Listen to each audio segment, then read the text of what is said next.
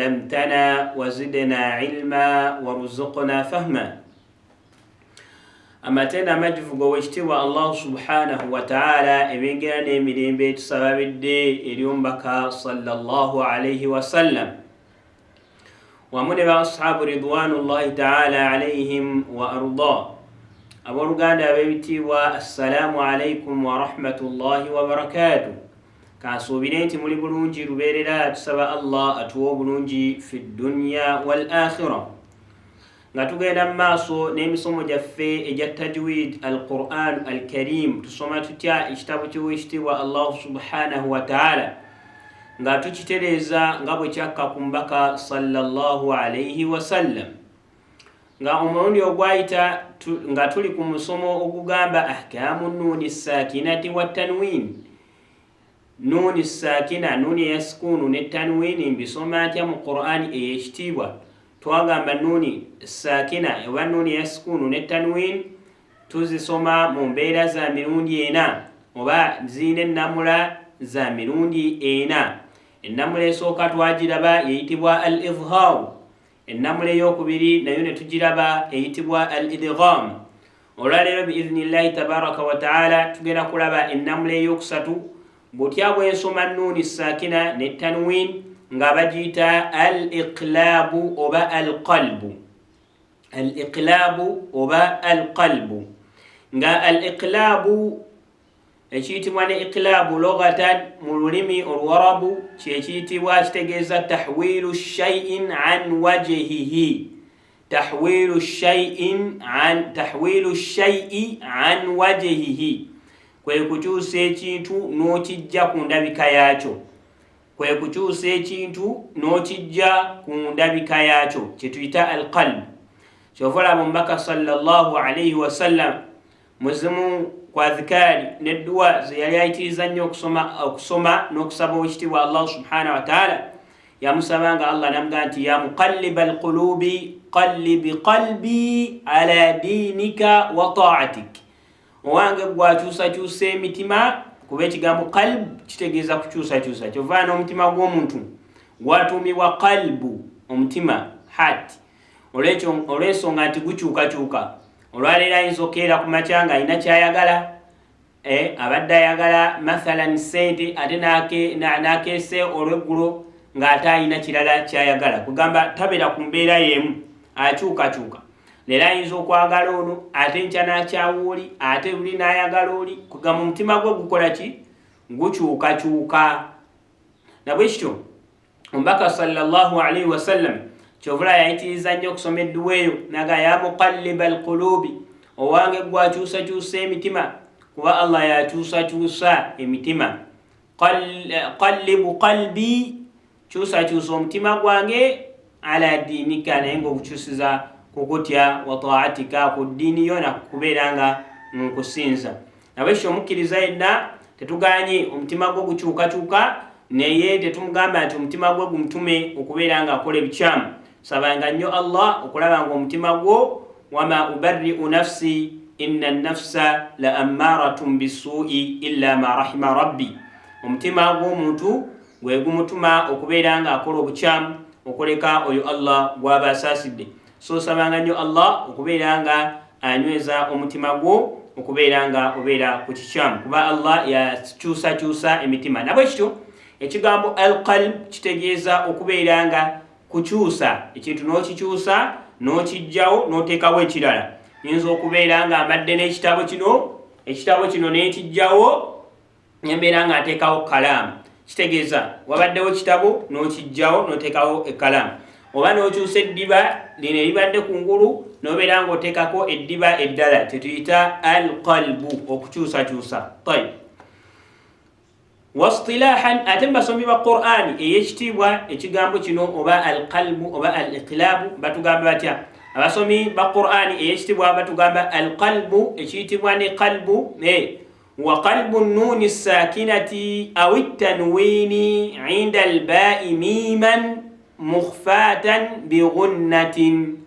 Ekiyitibwa ne qalbu mu basomi ba Qur'ani ekiyitibwa kwe kubeera nga tukyusa nuni sakina, qalbu nuni sakina kwe kubeera nga tukyusa nuni eya sukunu awi tanwini oba tanwini ne tubeera nga tuzikyusa inda albai senga ziba zisinkanye baau. Tukaddemu ekiyitibwa iqlaabu mu basomi ba Qur'ani oba mu irimu eno eya tajwid kwe kubeera nga tukyusa nuuni saakina nuuni eya sikuunu ne tubeera nga tugikyusa awi tanwini oba okubeera nga tukyusa tanwini inda albai senga eba esiŋŋanye baau. Kwe kubeera nga tukyusa nuuni eya sikuunu senga eba esinkanye baau oba okukyusa tanwini senga eba esinkanye baau ne tugikyusa ki miiman ne tugifuula miimu. Mukhfatan ne tubeera nga tugikweka bigunnatin n'ekinnyindwa. Kwe kubeera nga tukyusa kye bayita iqlaabu kwe kukyusa nuuni eya sikuunu ne tanwini ne tubeera nga tuzikyusa senga ziba zisinkanye baau. Nuuni ya sikuunu oba tanwini senga eba esinkanye baau tugikyusa ne tugifuula miimu oba ntegereka, ne tumala ne tugikweka. Enki gye tukweka miimu eyo tugikweka mu baau eri gye tumaze okufuula kuba ebadde nuuni ya sikuunu oba tanwini tugifuula miimu. Bwe tumala ogifuula miimu ne tuddira miimu eyo ne tubeera nga tugikweka mu baau nga tuteekawo ekinnyindwa. Ekyo nno kye bayita al iqlaabu oba ntegereka. Tayib, hurufuhu ennyukuta za iqlaabu lahu harufun wahidun huwa albaau. Eyina ennyukuta emu. Iqlaabu okukyusa kuyina ennyukuta emu, ennyukuta eyo eya baau senga siŋŋaana nuuni eya sikuunu oba tanwini nga mu maaso gaayo waliyo baau nkyusa nuuni eyo eya sikuunu. Omulimu gwesookera ddala okukola kwe kubeera nga nkyusa nuuni eyo eya sikuunu oba tanwini nengifuula ki nengifuula miimu.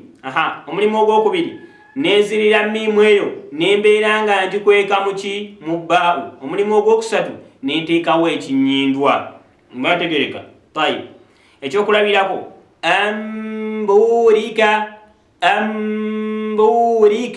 ambu olaba ekiga kyali an buurika tuddira nuuni eno an ne tugifuula miimu ebadde an nebafuuka bwe tumala ogifuula ne tugiyingiza mu baau oba ne tugikweka mu baau ambuurika ne tuteekawo ekinnyindwa ambu kye bayita iqlaab. Samiun kyali samiun nga waliwo tanwini eyo ne tugijjawo ne tugifuulamu miimu. Bwe tumala okufuulamu miimu ne tuddira miimu eyo ne tugiyingiza mu baau ne tugamba tya samiun basir ne tuteekawo ekinnyindwa. Ekyo kye bayita iqlaab.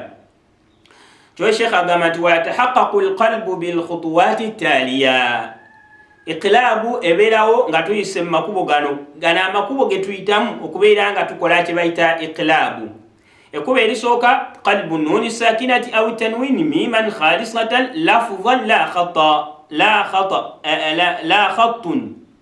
khattan bihaythu la yabqa atharun linnuuni sakinati aw tanwini. Omulimu ogusookera ddala gwe nabagambye gwe tusooka okukola kwe kubeera nga tukyusa nuuni eya sikuunu oba tanwini ne tugifuula miimu ewedde emirimu khalisatan miimu yennyini ebadde nuuni eya sikuunu ne tanwini ne tugifuula miimu ewedde emirimu naye nga lafuzan mu njogera la khattan wabula si mu kuwandiika tetugiwandiika kugamba tetugirawo ddala nuuni eyo ne tuwandiika miimu nuuni esigalawo naye ffe tukikola bukozi lafuzan mu njatula. Omuntu era waba ayatula tosobola kutegeera nti waaliwo nuuni olyange waliwo miimu n'ajingiza muki mu baau oba ntegereka oba n'agikweka mu baau. Tayib, Sheikh agamba nti bihaythu la yabqa atharun linnuuni sakinati aw tanwin, niwabeera nga tewasigalawo buufu bwonna bulaga nti waaliwo nuuni eya sikuunu oba tanwin. Kugamba ogikyusiza ddala n'ogifuula miimu ne watabeerawo buufu bwonna bulaga nti waaliwo nuuni oba ntegereka. Omulimu ogwokubiri gw'olina okukola ikhfaau hadhihi almiimi inda albai. Oddira miimu eyo gy'omaze okufuula ebadde nuni nogifula mimu kati ka mimu ako kofunye nokayingiza mu ba'u. Wadhalika ekyo kikola otya? Wadhalika bi an tatbiqa ash-shafatani ala al-harfaini itbaqan wahidan mushbihan fi dhalika al-idgham. Kyokola kyetugambye nti n'okweka mimu eyo mu ba'u okikola otya? Ogatta emimu omulundi gumu, emimwa gy'ebiri gino ogigatta omulundi gumu ne gyegatta omulundi gumu, obanga oyatula obanga okweka, oba ntegereka. Nekibeera nga mu mbeera eyo gy'okoze okugatta emimwa gino omulundi ogumu kifaananyemu idgham. Kuba idgham okubuliza twagamba ennyukuta ya sukuunu ogibuliza mu nnyukuta ey'epeerezi neefuuka ennyukuta emu n'oyatula omulundi gumu. Kati ne wano mu ikhfaa'u oddira ka miimu kano n'okakweka mu ba'u n'oyatula omulundi gumu ennyukuta ya ba'u. Kugamba ogatta emimu omulundi gumu. Ambu tosooka kwatula miimu ambu. Ogatta omulundi gumu, miimu ne ba'u ozigatta omulundi gumu. Sheikh n'agamba mu mbeera eyo kifaananamukko ne idgham, kubanga ne idgham ennyukuta bbiri ozatula omulundi gutya? Omulundi gumu, oba ntegereka. N'agamba illa nawankubadde ekyenjawulo ekibeerawo anna sawta al-miimi mustaqillun tamaman an sawti al-baa'i mushbihan fi dhalika al-idhaaru. Ekyawukanako ne idgham, ekyawukana ku iqlaabu ne idgham, anna sawta al-miimi mustaqillun tamaman, eddoboozi lya miimu libeerawo nga lyeyimiridde lyokka nga teriyingidde mu ba'u. Omuntu wagamba ambu eryo eddoboozi lyowulira emimwa gyegassa omulundi gumu kifaananyemu idgham. Naye mu kwatula kuno eddoboozi lino toliwuliramu miimu, kugamba eddoboozi lya miimu ate libeera lyokka ne litakwata ki? Ne litafaanana ba'u, oba mukategedde.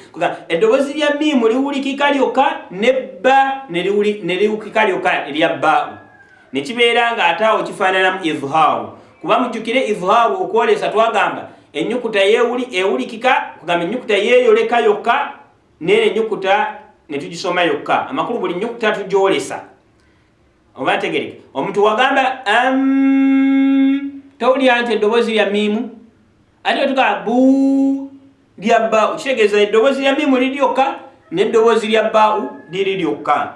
Ne kibeera nga Sheikh naga lidha kana al-ikhfa'u huna halatan bayna al-idhhar wal-idgham. Ne kibeera nga okweka kuno kwe tukweka miimu eno eya sukuunu oba miimu eno kugamba engeri gye tukwekamu nuuni eno gye tumaze okufuula miimu oba iqlaabu enkweka eyo nebeera nga enkweka eyo ebeera wakati w'okwolesa n'okubuliza. Amakulu tobuliza completely ate toyolesa tobuliza completely era toyolesa completely, wabula obeera bayina wakati awo, oba ntegereka. Obanga ayogera miimu obanga ayolesa togamba ambuulika togyoleseza ddala, wabula obanga ayolesa ate buulika nomala nokola ki? Nobuliza, oba ntegereka. Nobeera wakati w'okubuliza ne wakati w'okwolesa, kyebayita al-ikhfa'u oba kyetukola nga tukweka miimu. Embeera ey'okubiri oba omulimu ogwokubiri gw'olina okukola ng'okola iqlaabu إظهار الغنة مع الإخفاء والغنة هنا صفة للميم لا للنون. omulimu ogwokusatu gw'olina okukola kwe kubeera ng'oyolesa ekinnyindwa ng'okweka. Abamu tebateekawo kinnyindwa ambuulika, kiba kifu. Olina oteekawo kinnyindwa ambuulika ng'oli mu kweka, ng'okweka kamiimu awo. Walgunnatu huna, ekinnyindwa ekyo ky'oteekawo sifatun limiimi, kinnyindwa kya miimu la linnuuni, si kya nnuuni. Mukategedde? Kubanga olwedde ennuuni wagiggyeewo dda n'ogifuula ka miimu. Kati ekinnyindwa ekyo ky'oleeta kya miimu eno gye wafudde, si nnuuni. Tukategedde bulungi? Ambuulika ekinnyindwa ekyo kya miimu, si kya nnuuni. ekikulaga ekyo nti kya mimu ekinyimba ekyo tukireeta emimwa gyegase si bwe kiri okwawukanako n'abamanyi abamu abagamba nti bwe tuba tuleeta ekinyimba ekyo tulekawo kaakatuli netuga wahuwa saabu ate nga kizibu kubanga mimu ne ba zombi ziva ku mumwa kati akatuli olekawo kaki kisa ekisinga okubeera ekirungi kyetujja ku basheekhe baffe kwe kubeera nga tugatta ki emimwa ambuurika samiun ba ekinyindwa ekyo samiun kya mimu samiun mimu eno gye tukweka wabula si kya nuuni eri gye twajjeewo tukategedde bulungi tayib sababu lqalbu lwaki tukyusa nuuni lwaki nuuni si gye tuba tuyingiza mu baawu direct lwaki tusooka ne tuyingiza ate ne tusooka tukyusa mimu simanyi ate nuuni eya sukunu ne tusooka tugikyusa ne tugifuula mimu ate lwaki tulina emirimu egyo emingi gye tukola lwaki tetuddira buddizi nuuni eno eya sukunu ne tugiyingiza mu baawu omuntu yandibadde akyebuuza shei ate lwaki tukola kalbu lwaki ate tudde eri ne tukyusa ate tukyuse nuuni ate tugifuule mimu ate lwaki netuyingiza buyingiza nuuni eno eya sukunu mu baawu oyinza okyebuuza ensonga lam yahsuni al-idhaaru liannahu yastalzimu al-ityana bilghunnati fi nnuuni wattanwiini ensonga njikubulira lwaki tukola iqlaabu olw'ensonga tetusobola kukola idhaaru ya nuuni tetusobola kwatula nuuni tetusobola kwatula nuuni tosobola gamba anbuurika kibaamu obuzibu kubanga osooka n'oyatula nuuni ate n'oleeta ekinyindwa ate mu maaso waliyo bba ogenda gatta emimwa kwegamba osooka n'oleeta ekinyindwa kya nuuni ng'emimwa giri eno waggulu olaba bu ate n'ogatta emimwa gwe tewulyamu obuzibu obwo obukalubu obw'amaanyi bubeerawo senga bwe kitu bwe kyali nga oba tubuliza oba tuwolesa nuuni tuga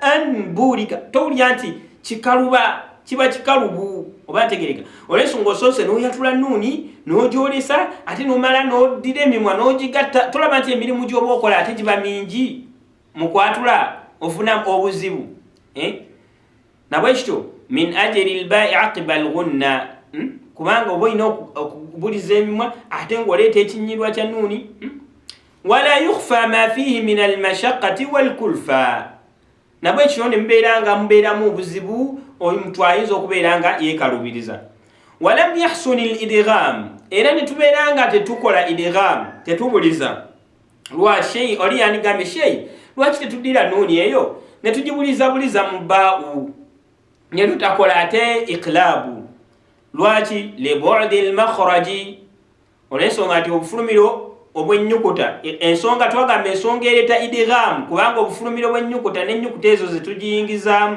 nuuni eyo zeeri kumpi kugamba zeeriraanaganye wabula ate wano baawu ne nuuni ziri wala nuuni evaawa eva eno ku nkomero y'olulimi tarafu lisaani ate baawu evaawa eva ku mimwa kati okuva eno ku nkomero y'olulimi ate n'ogenda eno ku batani shafa ku mimwa ku kibuto ky'omumwa oba ku mimwa ebiri nga gyekutte okuva baawu tolaba nti wala kiyinza okukalubiriza okukola idgham okubuliza nuuni eno ate n'ogibuliza mu bba olaba nga kiba kizibu gwe kigezeemu lekawo nuuni malesh lekawo nuuni giyingize mu bba kola idgham abbuurika tolaba obanga abbuurika tolaba nga kizibu abbuurika wa ambuurika anbu allah saab oliyanga kikalubamu nabwe kino tubeera nga tuleeta embeera entuufu wasahihu fi kaifiyati ikhfai lmim almaqrub inda alba huwa itbaqi shafataini oba ne tubeera nga tuleeta kye bayita ikhfau nga kyekyanguwa okubeera nga tubeera wakati wa idharu ne idgham kola tetuwolesezza ate tetubuliza ne tubeera awo mu kweka oba ntegereka ne tubeera nga tufuula ekisooka tufuula ka miimu ako kubanga miimu twagambye miimu obufulumiro bwa miimu ne baa'u bwe bumu kwegamba bweriraanaganya ennyo byonna nnyukuteeze miimu ne baa'u ziva ku mimwa si bwe kiri kandi kibeera nga kyanguwa nnyo ambuulika zombi za ku mumwa ambuulika dhani ate okubeera nga tusoma eri ey'oku lulimi nuuni kubanga ate yo nuuni ne baa'u ziri wala oba tukategedde bulungi sa Allah atuwe okutegeera n'okusoma Qur'ani mu butuufu bwali Sheikh agamba nti wasahiha yakagana yakogera nti wasahihu fi kayfiyati ikhfa'i al-mim al-maqlub 'inda al-ba'i huwa itbaqu ash-shafatayn min ghairi kazzin ma'a al-ghunna okubeera nga ekisinga okubeera ekirungi bwe tuba tukoleta ikhfa'u eyo ne tugatta emimwa tetuteekawo kituli oba tegereke tuteekawo katuli gatta emimwa wamu n'ekinyindwa ambuulika ng'oleeta ekinyindwa gatta emimwa ambuulika la kyekisinga oba kyekituufu na nga tumaliza alamatul qalbi fi dabti almushafi sharifi akabonero akatulaga nti awo kati waliwo iqlaabu akabonero akatulaga nti waliwo iqlaabu mu Qur'ani ekitiibwa علامة قلب النون الساكنة في ضبط المصحف وضع ميم صغيرة فوق النون بدل السكون هكذا بدل أكبرنا كتلقى من القرآن تكاتي أول إقلاب وتجرزان عنه من القرآن بواديك وبد النون الساكنة وبدك النون الساكنة وبد النون الساكنة النون الساكنة already بجريكاو نايو وغورو ekiwe kyoteekako ka sukunu ne bateekawo ka miimu waggulu nkiddemu akabone akatulaga nti waliwo iqlaabu kwe kulaba ka nuuni oba nuuni eya sukunu nga bagijjako akabonero kayo aka sukunu ne bateekawo ka miimu waggulu akatini okitegeera ambuulika mu surati namli ambuulika kalla la yumbadhanna fi lhutama watumya mu surati humazayn la yumba la yunba naye bateekawo la waliwo ka iqlaabu eyali nuuni eya sukunu bajjako ka sukunu ne bateekawo waggulu wa nuuni eyo ka miimu okulaga nti waliwo ki waliwo iqlaabu ambuulika ate wa alamatu qalbi tanwini fi dabti almushafi wada'u mimin saghiratin badala الحركة الثانية هكذا أتاكبني أكاكولاغا من القرآن انتي إبادة النوني أبا والو إقلاب ناينغا يالي التنويني وكبيرانغا ووالي التنوين يبري أبا والي إمبيريز يبري بدي إمبيريز يموني باتي جاو إمبيريز يالي التنويني نباتيكاو كميمو أكابوني لو أكاتولاغا انتي والو إقلاب من القرآن kumbere ya tanwini kwe kuddira tanwini empeereza ey'okubiri ne bagijjawo ne bateekawo ka miimu so buli w'osiŋŋaana empeerezi fatiha oba kasira nga waggulu waliwo ka miimu omanya waliwo iqlaabu